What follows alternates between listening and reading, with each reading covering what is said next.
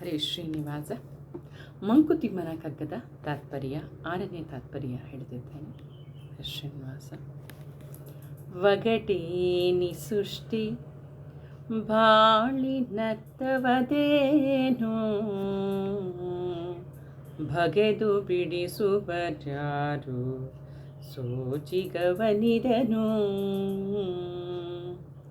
ಜಗವನಿರಮಿಸಿದ ಕೈಯೊಂದೊಡಕೆ ಕಿಂತು ಬಗೆ ಬಗೆಯ ಜೀವಗತಿ ಮಂಕುತಿಮ್ಮ. ಬಗೆ ಬಗೆಯ ಜೀವಗತಿ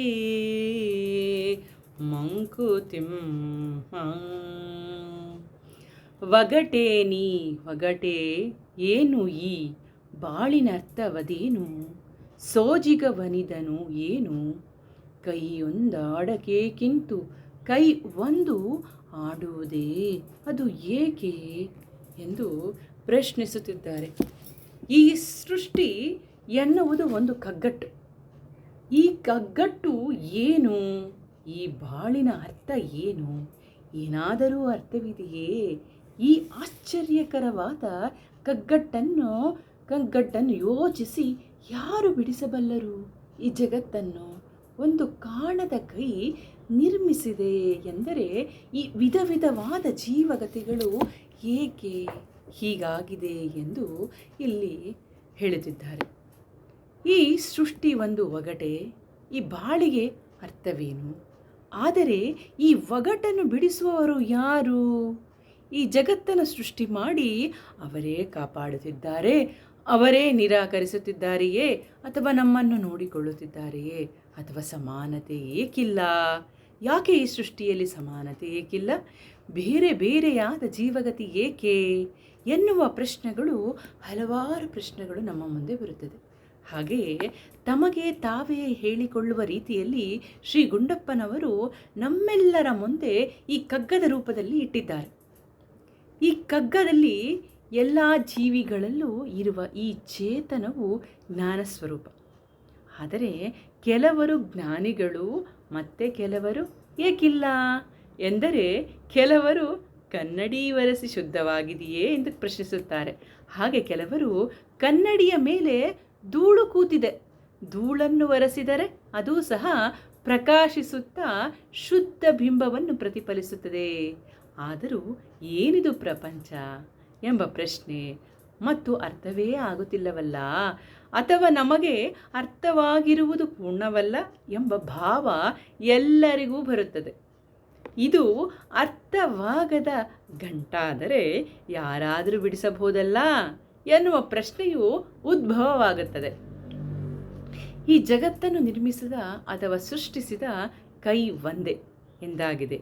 ವಿಧ ವಿಧವಾದ ಅಸಮಾನತೆಯಿಂದ ಏಕೆ ಕೂಡಿದೆ ಎನ್ನುವ ಸಂದೇಹ, ಪ್ರಶ್ನೆ ವಿಚಾರವಂತರಾದ ಎಲ್ಲರ ಮನಸ್ಸಲ್ಲೂ ಉದ್ಭವವಾಗುತ್ತದೆ ಅಲ್ಲವೇ? ಹಾಗೆಯೇ ಇದೆ ಈ ಕಗ್ಗದ ಭಾವಾರ್ಥ. ನಾ ಹಿಂದೆಯೇ ಹೇಳಿದಂತೆ ಈ ಜಗತ್ತಿನ ಗುಟ್ಟನ್ನು ಭೇದಿಸಲು ಈವರೆಗೂ ಯಾರಿಂದಲೂ ಸಾಧ್ಯವಾಗಿಲ್ಲ. ಪ್ರಯತ್ನ ಪಟ್ಟವರಿಗೆಲ್ಲ ಒಂದೊಂದು ರೂಪದಲ್ಲಿ ಕಾಣುವ ಈ ಜಗತ್ತಿನ ನಿಜ ರೂಪ ಕಂಡುಕೊಂಡುವಲ್ಲಿ ಯಾರೂ ಪೂರ್ಣ ಸಫರಾಗಿಲ್ಲ. ಹಾಗೆಯೇ ಈ ಜಗತ್ತಿನ ಎಲ್ಲ ಜೀವರಾಶಿಗಳಲ್ಲೂ ಹೇರಳವಾದ ವೈವಿಧ್ಯತೆ. ಹಾಗೆಯೇ ಒಬ್ಬ ಮನುಷ್ಯನಿದ್ದಂತೆ ಇನ್ನೊಬ್ಬನಿಲ್ಲ, ಒಬ್ಬನ ಮನಸ್ಸು ಬುದ್ಧಿಗಳಿದ್ದಂತೆ ಮತ್ತೊಬ್ಬರಿಲ್ಲ. ಹಾಗೆಯೇ ಅವರವರ ಜೀವನದ ಅವರವರದು, ಅವರವರ ಭಾಗ್ಯ ಅವರವರದು. ಒಬ್ಬರ ನೋವು ಮತ್ತು ಆ ನೋವಿಗೆ ಕಾರಣ ಮತ್ತೊಬ್ಬರ ನೋವು ಮತ್ತು ಅದರ ಕಾರಣದಂತಿರಲಿಲ್ಲ. ಒಬ್ಬರ ಸುಖ ಮತ್ತೊಬ್ಬರ ಕಾರಣ ಇನ್ನೊಬ್ಬರಿಗಿಲ್ಲ. ಒಬ್ಬನ ಸುಖದ ಕಾರಣವು ಮತ್ತೊಬ್ಬರು ದುಃಖಕ್ಕೆ ಕಾರಣವಾಗಬಹುದು. ಹಾಗೆಯೇ ಇದರ ಗುಟ್ಟನ್ನು ಬಿಡಿಸುವವರು ಯಾರಿದ್ದಾರೆ? ಈ ಎಲ್ಲವೂ ಮಾನವನಿಗಷ್ಟೇ ಅಲ್ಲ, ಸಕಲ ಪ್ರಾಣಿಗಳಿಗೂ ಚರಾಚರ ವಸ್ತುಗಳಿಗೂ ಅನ್ವಯಿಸಿದಂತೆ.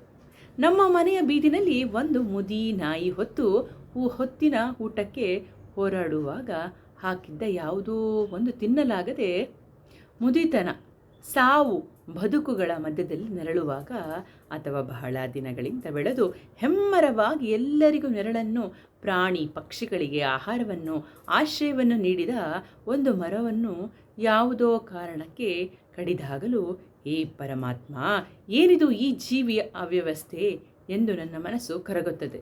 ಹಾಗೆಯೇ ಅವರ ಅವ್ಯವಸ್ಥೆಗೆ ಉತ್ತರ ಖಂಡಿತ ಸಿಗುವುದಿಲ್ಲ. ಇದು ಎಲ್ಲ ಪ್ರಾಣಿಗಳ ಪರಿಸ್ಥಿತಿ.